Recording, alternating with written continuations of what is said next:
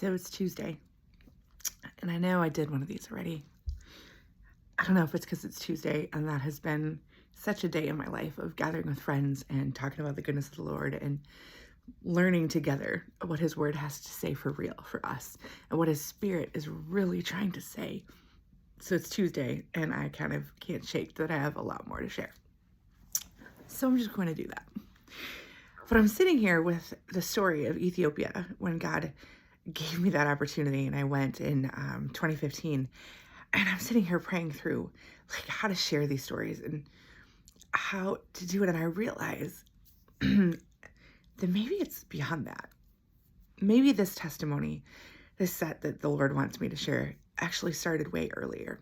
Because here's the thing, my trip with Ethiopia changed my life. What I got to see during that time wasn't even so much about seeing the results of laying hands on people, but the ability, the open doors that God gave me to step in and to be courageous in areas that I had never been before was ridiculous.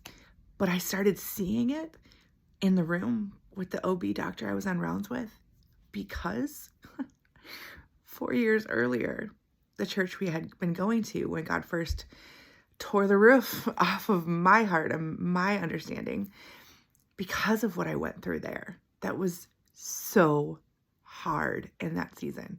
And I feel Him calling me to go back there, because part of who I am today, all of who I am today, and this confidence and this desire to tell the world, no matter how few people actually care to listen or not, is because when He did this, I was in a situation where it felt like the whole world was against me. Now, it wasn't.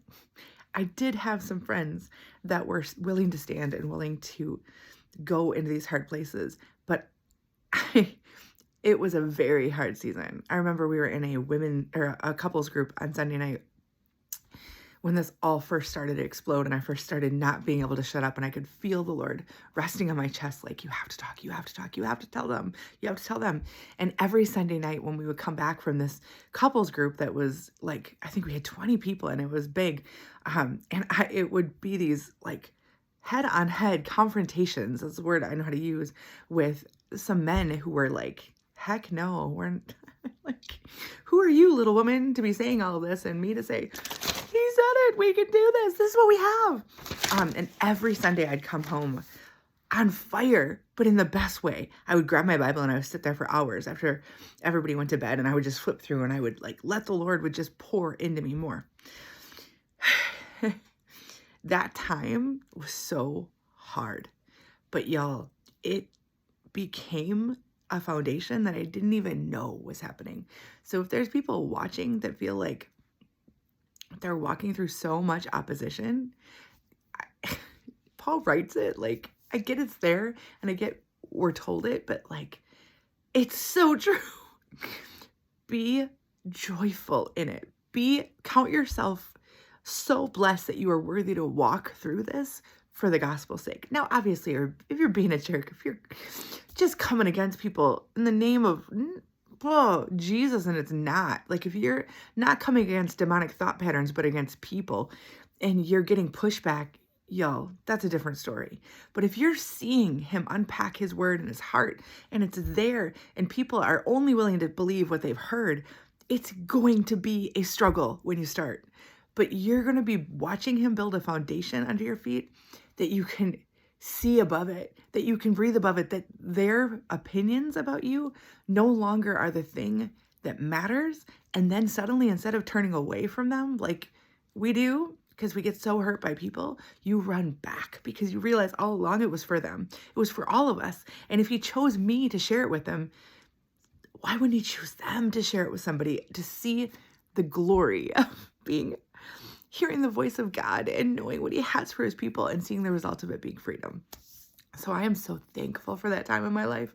I am so thankful that what started out so hard and for so many years caused me to walk so delicately in church atmospheres because I didn't know how to navigate them, and they felt explosive to me.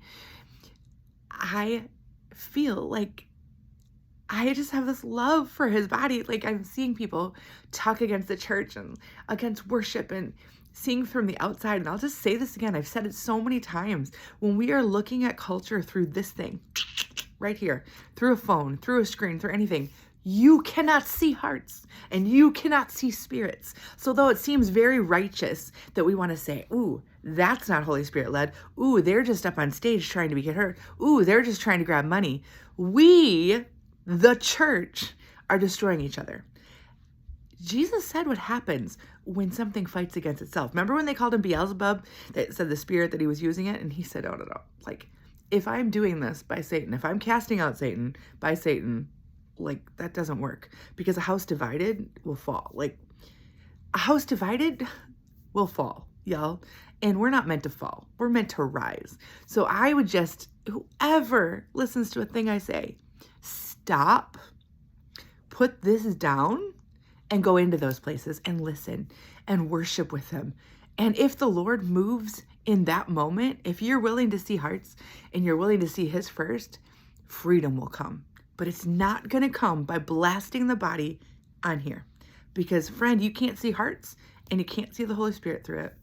I'm living proof of it. I've done it myself. Okay, that aside, I'm going to tell you about Ethiopia. That trip, I mean, first of all, I never in a million years thought I'd get to go to Africa. Didn't really want to. Like, I did all my gutsy things when I was in college and skydived a few times and bungee jumped and all the things, right? Because to me, that was crazy. But at 2015, we were at the church that we were going to back in Wisconsin. I had 4 girls at the time. The twins were 2.5, 3. They were 3. And I was sitting there during the service and heard this opportunity to go to Soto Christian Hospital in Ethiopia. It was a hospital that was kind of unique in all of Ethiopia. They had an OB clinic there that was the only one in all of Ethiopia, and I think even wider than that. They trained surgeons. They trained Ethiopian surgeons, and I forgot what they called it. It starts with P.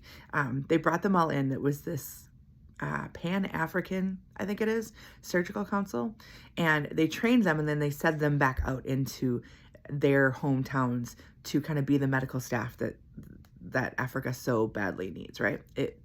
It was phenomenal what they were doing. Well, when I saw it on the screen that day in church, hearing that they were going to take a missions trip there, I knew I was supposed to go.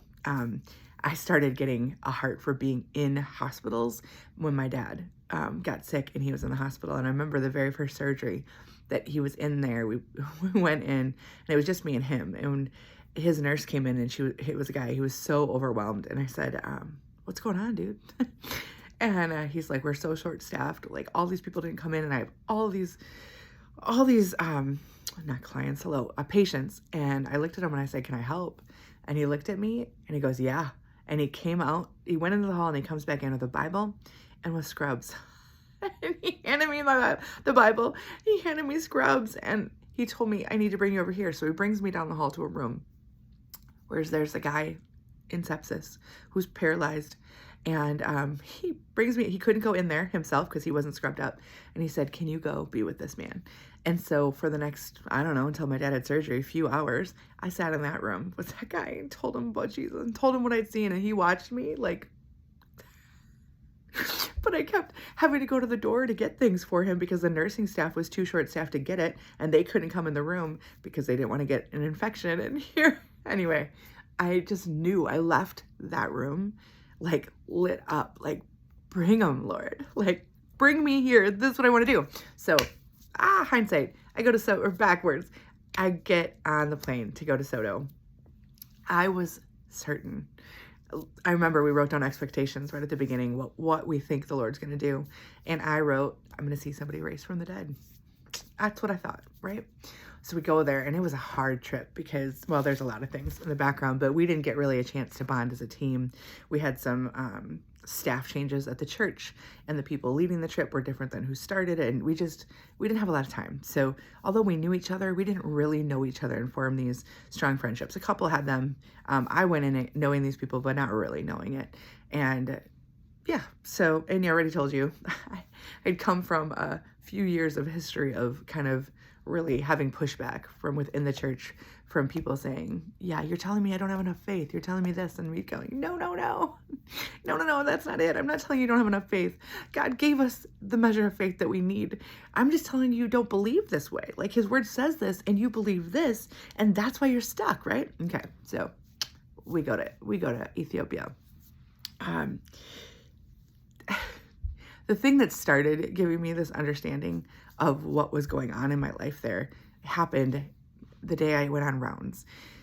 Now, we didn't know what we were going to do when we got there, and I wanted to be in the hospital. And the way the hospital is set up there is the people from Ethiopia and the surrounding areas. I know we had a boy there who had an alligator bite from Somalia, and his family had carried him there, I don't know, 8 or 9 hours to this place. So they were all over, but people would have to leave their jobs and bring their family or just leave on their own, and they would come and bring whoever was sick and needed to be in the hospital, and they would sleep on the grounds there. So there was a big fence all the way around the property, and the missionaries that staffed the hospital lived on site within those, right? So there was an OB that has been there. I think he's still there, actually. Very well respected and well known. And the first day I got to go on rounds with a couple of the women on our trip and the chaplains, and that was profound. That was, I don't have the right words right now to tell you, but it was profound. So then I was hooked. I'm like, I need to be in these hospitals. And so I got a chance to go on rounds the next day with the OB, and he was a very kind, soft-spoken man. And his thought was we would just go around, he met with every patient, and then he would pray for them, and then he'd move on. Well, we got through the first room of the 3 patients, and he prayed after each one, and I'm just kind of there, and I'm there. And we get into the private room of one of these patients, and he did what he did all along. He talked to the patient, told me what was going on in English, and then went back and prayed for them. So he gets to this patient, and he turns to me, and he says, she has placenta previa, and we're very worried about her baby being able to live. And as soon as he said that, like, courage from the Lord rose up inside of me. And I remembered back when I was at that church, that first church that I was at, when God flipped the switch in my heart. And the situation with one friend who had placenta previa, and I got to come to the hospital with her and put hands on her belly and watch the Lord move that placenta. And she was able to go home and have a normal birth. So I'm in the hospital with this man, and I go, I've seen this. I've seen God do this. Would you mind if I pray for her? Because I've seen the Lord take care of this. And he goes, sure. So I got to pray over that woman, and it was awesome. Well, little did I know. Then he was like, you got this. So we went room by room. I mean, can we just stop for a second? Like, first of all, we're in a hospital, like, welcomed in with no medical training. Come on in. Second, like, the doctor, like, steps back and goes, your turn. Like, in every place.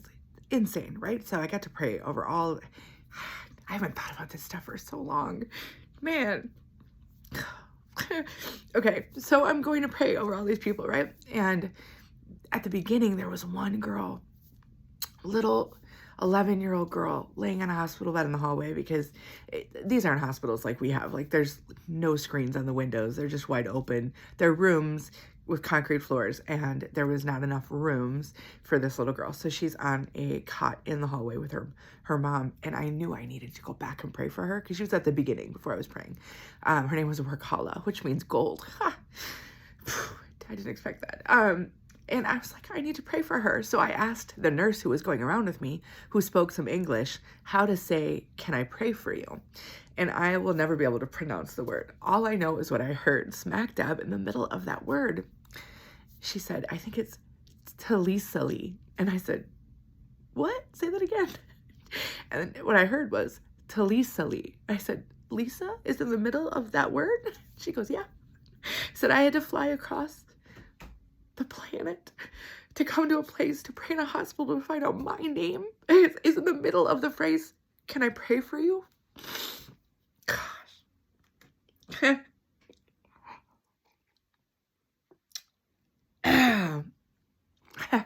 So I was able to go into the hall and talk to that girl and talk to that mom. And it was neat because what God put on my heart actually was for this mom. to pray over her and some trauma that had happened in her life and pray for that little girl. It was something I've never experienced, right?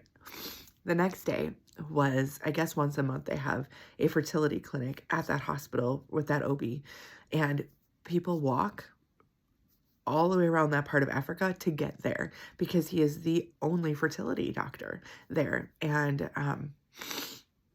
so they had a line going out the property all around, and he invited me to come to that fertility clinic, which just the honor of to be able to be in there. So we're in the room and people would come in, usually couples would come in. He has a curtain and he would go take them and examine them and then bring them back, tell me what was going on, and then he would pray over them. And he asked me if I wanted to pray over them, but he said there's so many that we can't translate. So just pray. We'll just, let the Lord do what he does, but we aren't going to be able to translate. So they were coming in and this young couple comes in. I'll never forget them. Gosh, they come in and they slide. See, all these people have gone to other doctors before they come to him.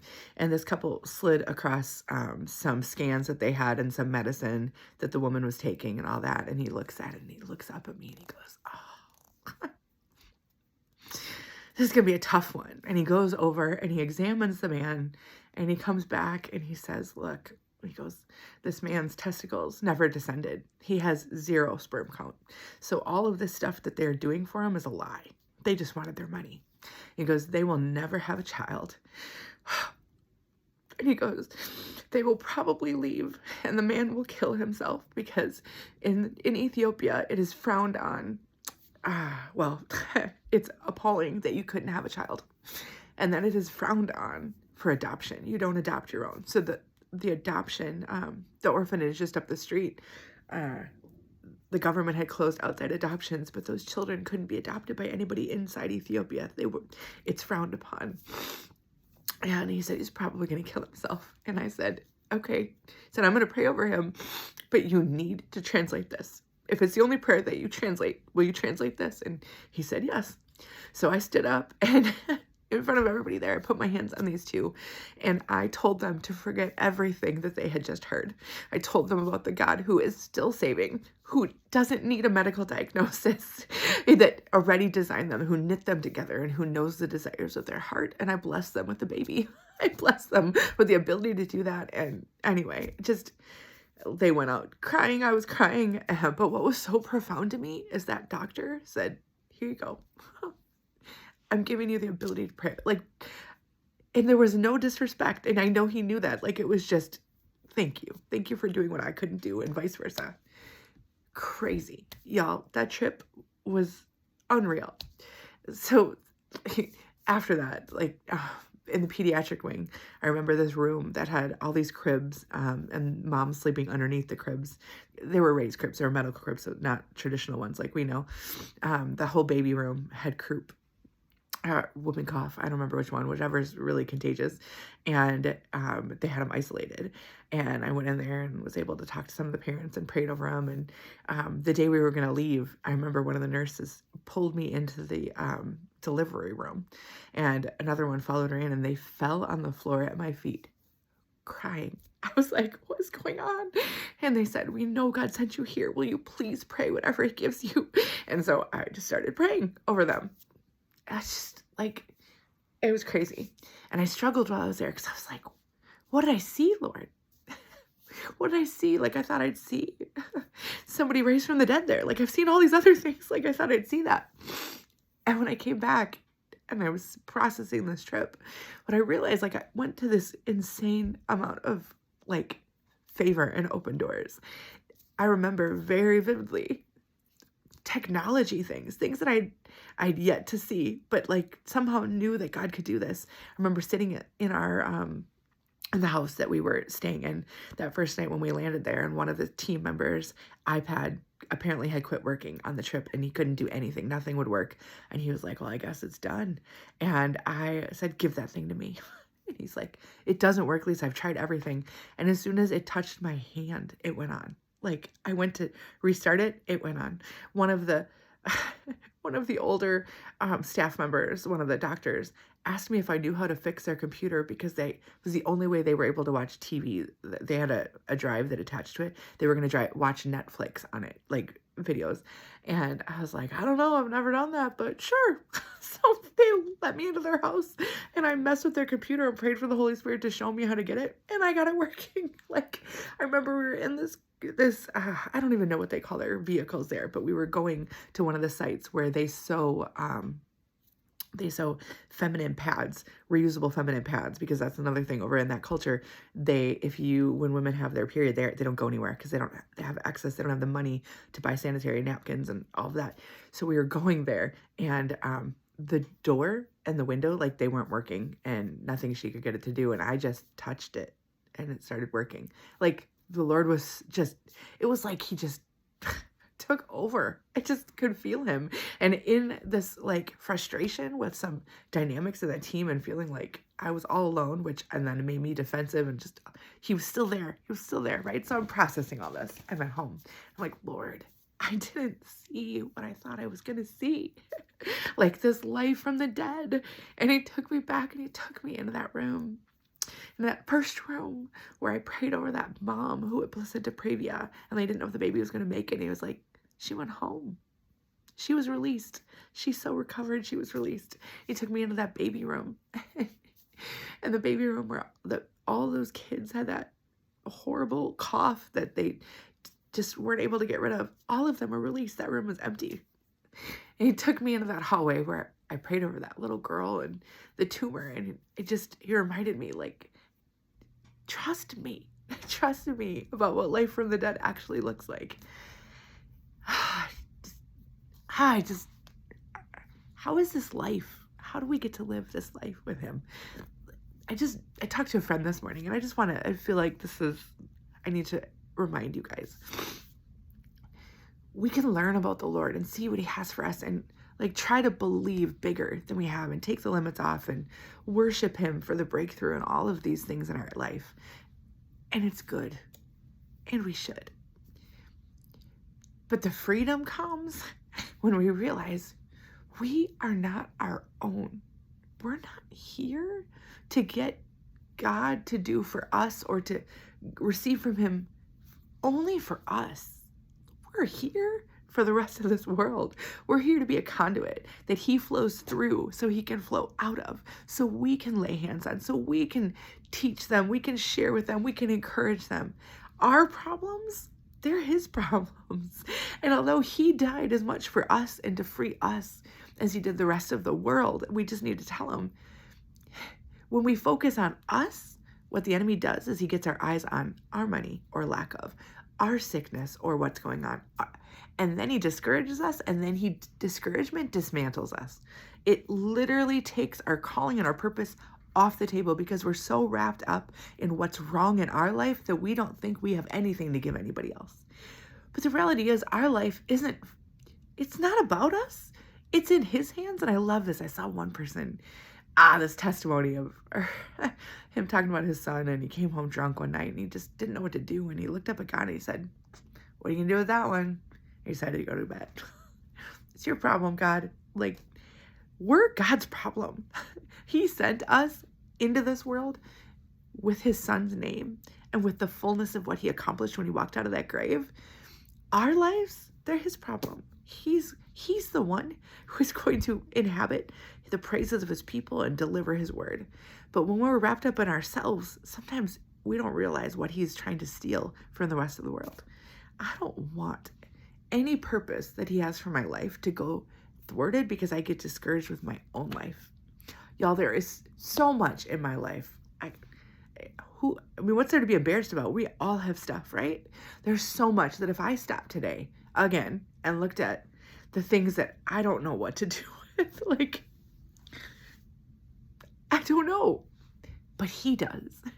And I know this. I was made for this. He gave me all of this so that I could tell all of these stories, so I could go out and heal the sick and raise the dead and cast off the demons and cleanse lepers like I've been doing since he showed me.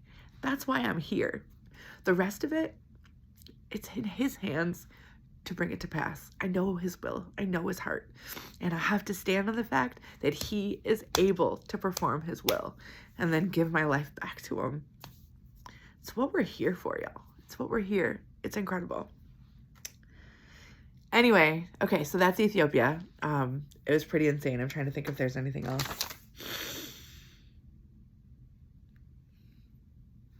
That's it for now. It's long enough. All right, until next time, happy Tuesday.